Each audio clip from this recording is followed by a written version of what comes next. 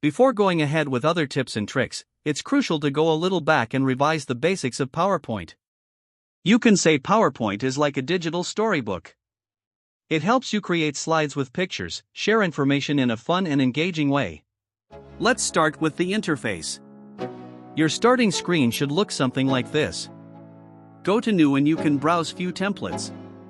As Open suggests, you can open already created presentations. For now, let's create a blank presentation. I don't want to get too technical, so let's do this fast. Presentation window, ribbon, menu tabs, quick access toolbar, very helpful, status bar, which also includes view options, slides preview, notes. Don't worry if you missed anything, it wasn't so important. The ribbon is divided into different groups, like clipboard, font, etc.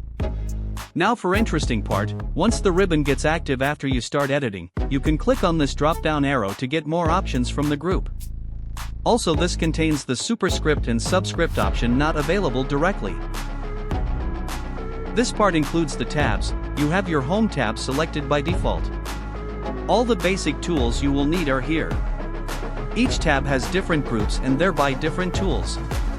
As the name implies, insert can be used to insert anything from images to graphs. You can pretty much understand their role through their names. Then you have the Draw tab and then Design tab. Here you can redesign your entire presentation using templates. There are variants within the templates as well. You also have slide size, which I have created a short on as well. Format background sidebar. Then you have Transitions tab. You can add effects while going from one slide to next. Let me add a slide and show.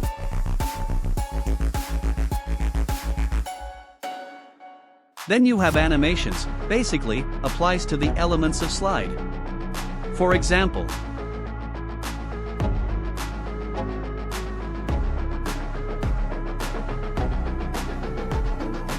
then you have Slideshow, options are almost self-explanatory.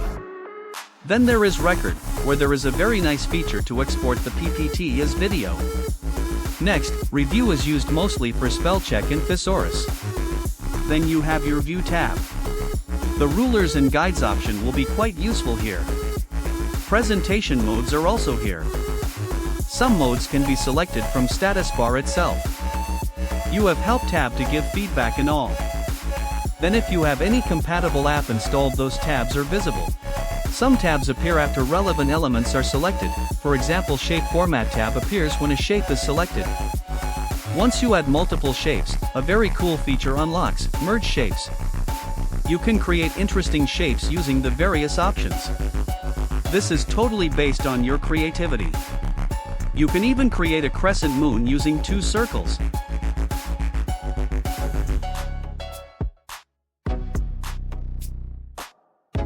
Lastly, you have the File tab, also known as the backstage of PowerPoint. It includes the options like saving, creating, exporting your presentation. Just click on the arrow to get back to editing. So, with this we end this video. I will introduce other tools and continue on this as we move ahead with this playlist.